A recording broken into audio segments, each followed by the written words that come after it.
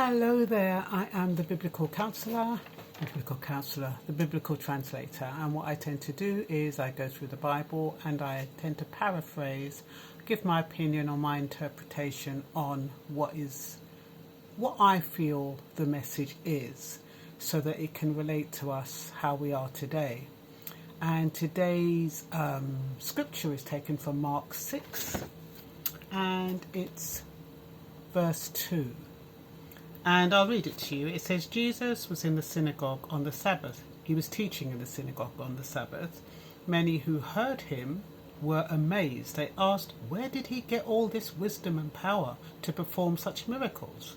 They scoffed, he's just a carpenter, the son of Mary and brother of James, Joseph, Judas and Simon, and his sisters live right among us. They were deeply offended and refused to believe in him. Then Jesus told them, a prophet is honoured everywhere except in his own hometown and among his relatives and his own family.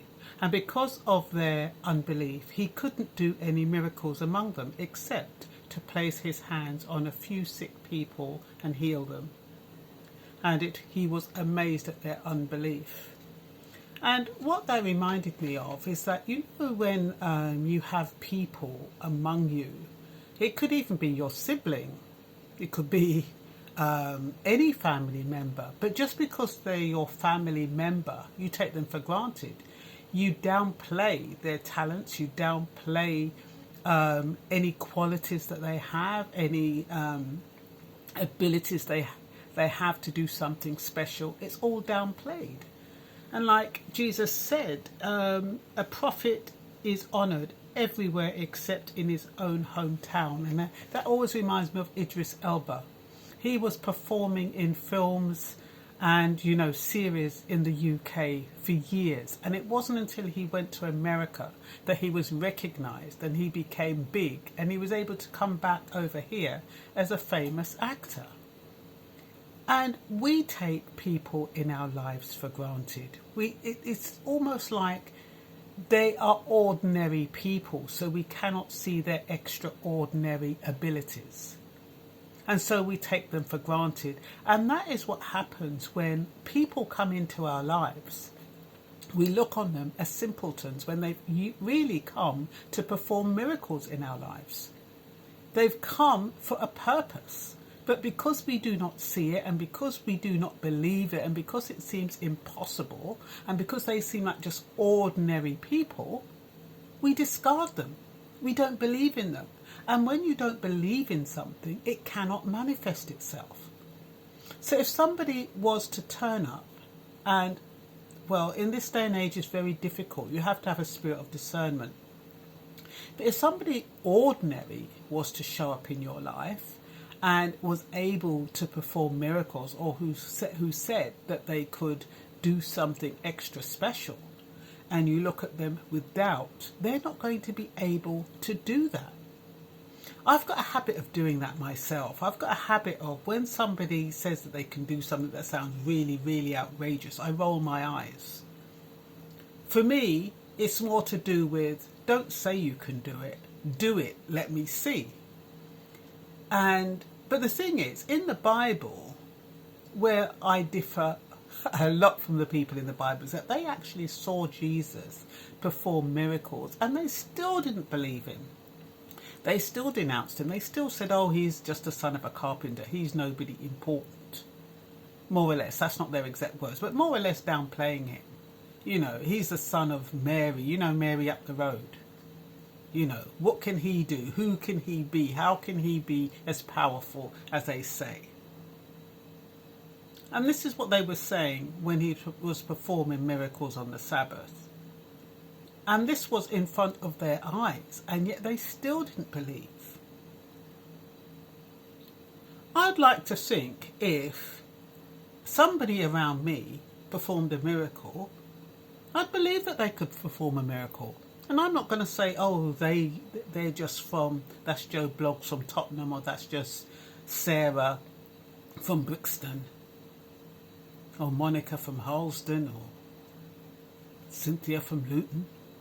I'm not going to, I would like to think that seeing is believing.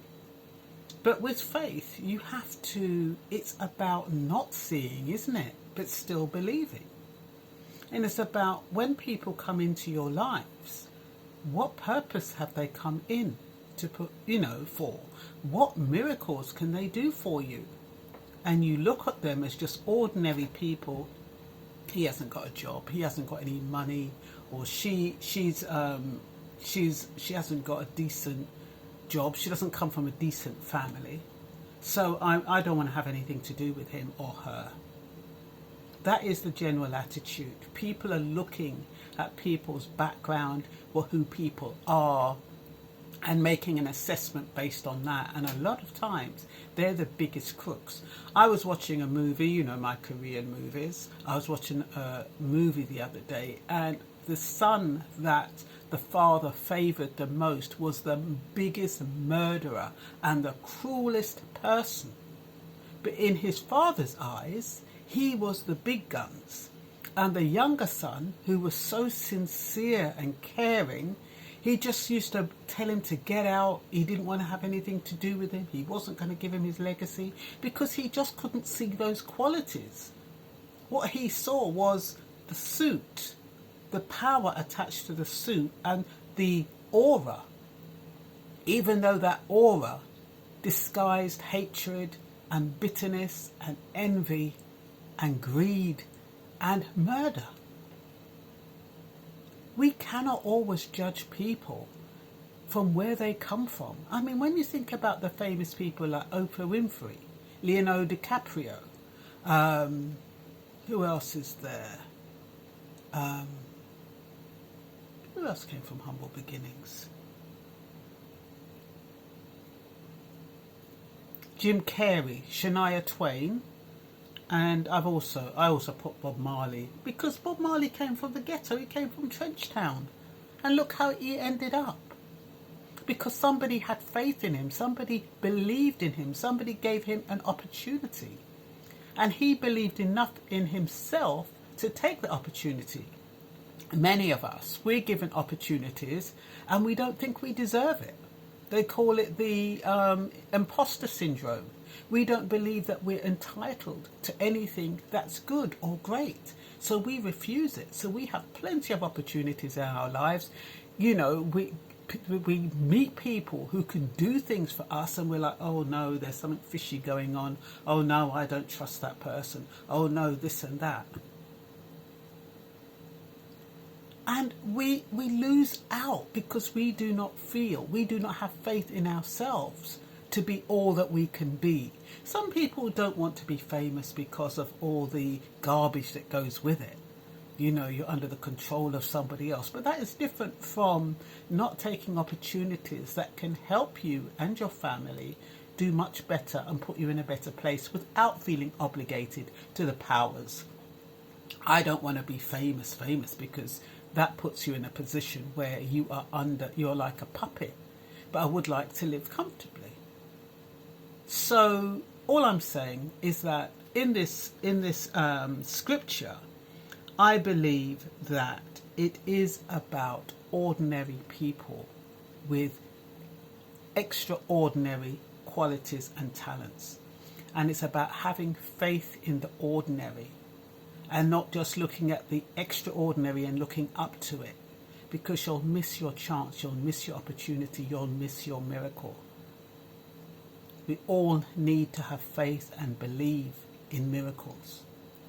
And miracles come from the simplest of forms, and they can come through the simplest of people. So don't be arrogant. Don't think you know it all. Open your heart and open your mind and ask God always for discernment, for wisdom, knowledge and understanding, and most specifically discernment. Discernment will keep you safe. Your gut instinct will keep you safe. And that's all I've got to say for now. I'm the Biblical Translator. I hope this scripture or this video is helpful to someone. And that's all for now. Bye-bye.